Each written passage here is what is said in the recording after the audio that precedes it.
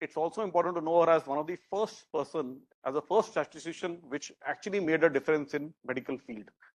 And that was, we all know, based on her first thing was the Rose diagram, which she made, where she published when she went back to London, of the various causes of deaths of soldiers in the Crimean War over 2 years. That diagram is today known in her memory as Nightingale Rose diagram.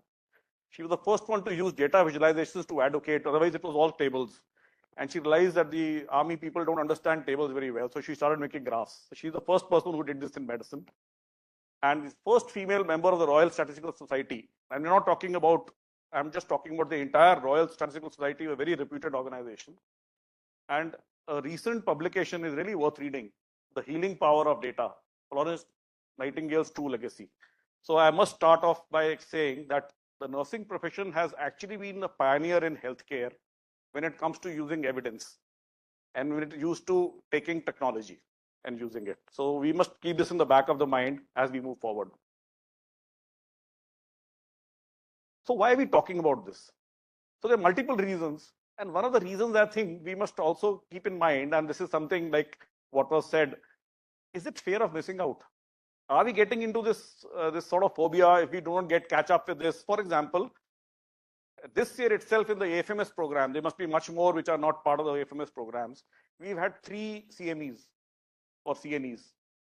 So is it something which is in our head? No, we have to catch on. Is it a catchword? Is it a hype?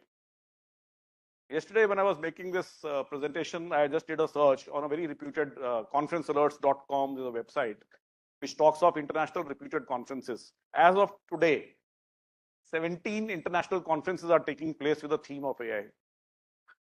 Everyone seems to be talking. In our childhood, Python was a snake, but it's no longer a snake. You all know that. So is it that we are getting into this fear of missing out? I think to some extent, yes. The next thing which we have to understand why AI in nursing is becoming so big is because of the technological innovator in the world, and that is the US. The shortage of nurses there is a primary driver of AI in the nursing profession. We have to keep this in the back of our minds. And there's a critical shortage. This is just one state which is talking about 85% of the hospitals are not having enough nurses. The costs of training a nurse are very high. COVID-19 has dealt another blow. The amount of availability, they say, of nurses after 2 years is going to further drastically fall. The amount of nursing demands have increased with the increasing aging population, especially in the West. So the innovator of, you will see all since morning, we've been talking about innovations and we've been talking about various AI products. And most of them are actually American products. And why is that? Because the cost of nursing is very high. And they are the ones who are trying to innovate. And we must, at the end of the day, put it down in paper and really say that money drives healthcare and technology is being invested to save money. So that is one of the reasons why we are really focused on this particular topic. The next thing is there is a fear. There is a monster in this room. And the monster in the room is AI.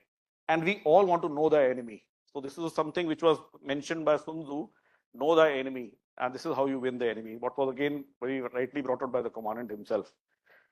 So they say by 2025, 16% of all American jobs are going to be replaced. And we're not counting robotics. We're just talking about AI. So the potential for AI to replace jobs is real. It's not really anything which is in our imagination. And someone very rightly said, AI won't replace humans, but humans with AI will replace humans without AI. Something which we've been hearing so often. So is that the reason we are talking today? I think one of the main reasons, which is the altruistic reason, is performance enhancement. And what I mean is increasing the efficiency of the nursing service itself. There have been a lot of progress when it comes to nursing tasks in AI. Better patient outcomes, like a lot of the studies which were being shown. Reduction in number of errors. We now get more time to really spend with the patient much more in a quality way. We have a valuable tool to assist us. And ultimately, again, as I said, it's about money. The people who are investing in this huge technology ultimately want bang for the buck. They're not doing it for any altruistic reason, please believe. They ultimately want to save money. So they say, if one nurse can look after X patients, how much can I save money by using an AI alternate and look after X patients or X minus something patients? So that is something which we need to keep in the mind. And that is where we need to adapt ourselves. So these are the various reasons why I think we are sitting here today. Many of us have this fear in our mind, am I losing my job? Some of us feel that it's a hype. It is something which is going to happen. Therefore we are talking about it. Har ek aadmi, har department wants to do AI in so and so, AI in so and so. Some people feel that we want to improve and various things. The second thing, it's very important to look at the AI ecosystem to really get a grip on this. Are we really getting a grip on what exactly is happening when we are talking of AI? Where does this animal live? Have you been to a zoo? You must have seen a habitat thing. What does it eat? What does it live? So we'll just talk about the AI ecosystem at a very strategic level, at a very larger level. So many of you would have read about this, something known as a general purpose technology. So I'll spend a couple of slides on general purpose technology. So what is a general purpose technology? So this is a term which was described, which says that any technology which is pervasive, that means it spreads and it affects multiple spheres of our activities, economic sphere, scientific sphere, in transportation, in communication. Any technology which fosters further inventions, or any technology which has come, which improves over time itself. So the subset of all these three falls into a domain called general purpose technology.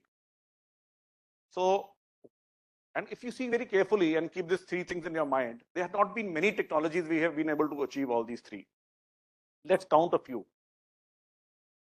Various scientists have various things. Some people say till date in our evolution, we have only 15 technologies which have been able to achieve this. One of them being, of course, from the Stone Age, the stone tools, the father of weaponry. Fire, wheel. Why? Because with fire, we jumped the evolution. The apes suddenly became powerful. They could fight bigger animals. Wheels started transportation. Writing, we could communicate now across eras. We could document and communicate. Gunpowder, the ability to kill at a distance without really physically being there. All these have been general purpose technologies which have been described by various scientists over the period and identified as such. Printing, where the books, suddenly education was democratized. The optical lens, where you started playing with light and started using it for various other. Now, each of these things has got impact in other multiple domains. They are pervasive. They have spawned a lot of other inventions, and they are something which have really been of significant value. The steam engine, electricity gave us power. So electricity, just keep this example in mind. It's telegraph, plastics, the rise of plastics, the aircraft, transistor, where electronics got born. So all these technologies which have evolved have been described as general purposes technology. The recent ones, now imagine this particular slide has been only in the last century or so. We've got these four huge technologies which have come, and each one of them meets this criteria. The rise of computers, which have become force multipliers in what we can do. Connecting the world using internet. The advent of mobile technology. And last, artificial intelligence. And in the morning, someone was mentioning about the day 1997 when Deep Blue defeated Gary Kasparov. AI has got origins in the previous years as well. But that was the time when it came notice. Suddenly you realized that artificial intelligence or a computer can defeat a human. So these are now, imagine in the last 100 years or less than that, you've got four of these drastic technologies which have got huge impact.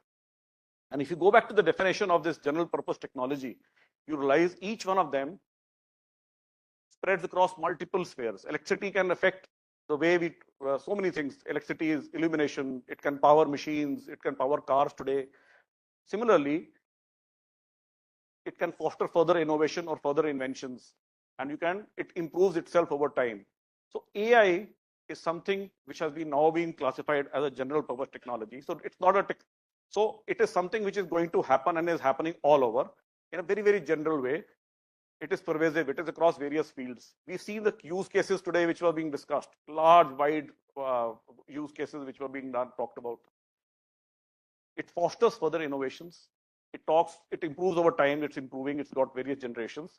And more importantly, all of these technologies are what they're doing. They are disrupting the economy. They're disrupting the way we live. And therefore, AI is something which we need to look at as a general purpose technology. This is one construct.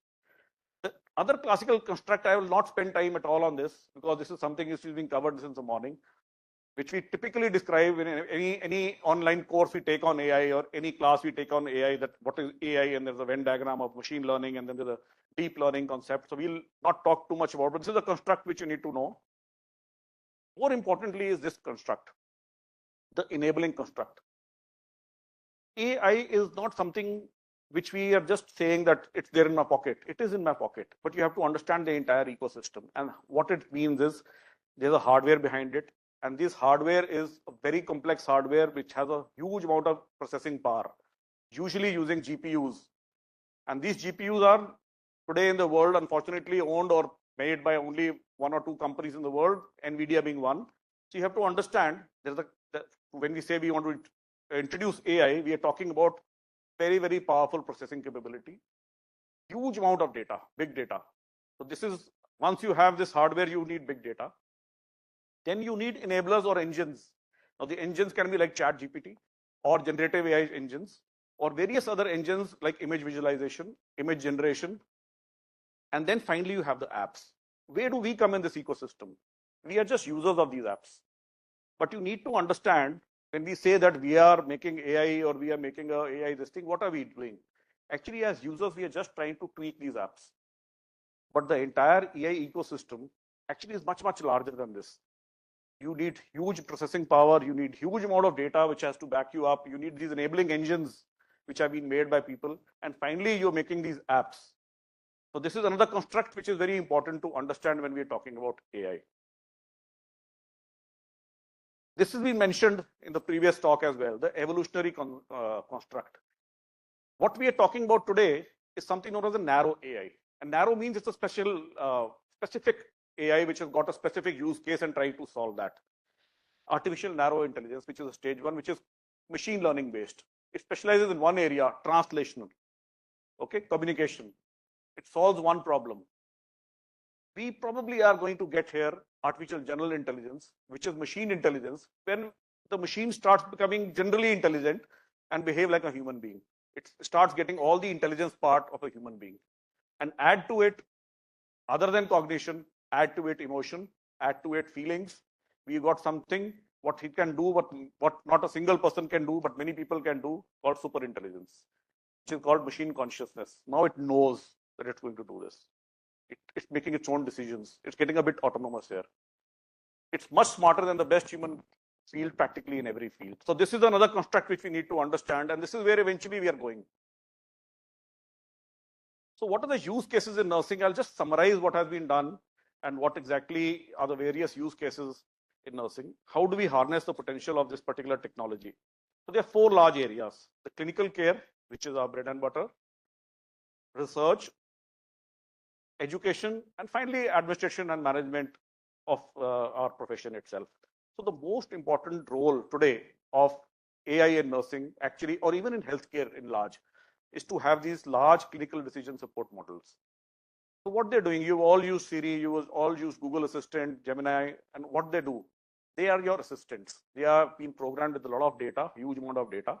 And what they're doing is they're doing backseat driving for you. They're warning you, they're telling you, Google navigation is telling you, look, there's going to be a traffic ahead, etc. So this clinical decision support system is basically a virtual assistant like that on steroids.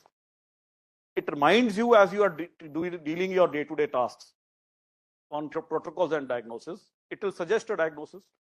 It will check whether the dosages are right, increasing patient safety. It will reduce the amount of medical errors. And this is something which our products already exist. Various commercial products do exist, which to enable the healthcare system, which is the doctors and nurses both, to have a clinical decision support system. It's basically a backseat driver which is telling you, okay, you're dealing with a patient and telling you, look, don't ignore this finding which you just got on the labs. This is the finding which you got on the CT. So this is the thing which you should say, and I think you should start considering this. So it is something which is trying to enable or make your efficiency better. Make sure you don't make the wrong prescription. Make sure you don't have a drug interaction which could have happened, and based all on data which has been fed to it, and it's processed, and now it's analyzing what you're doing. The next important case is documentation and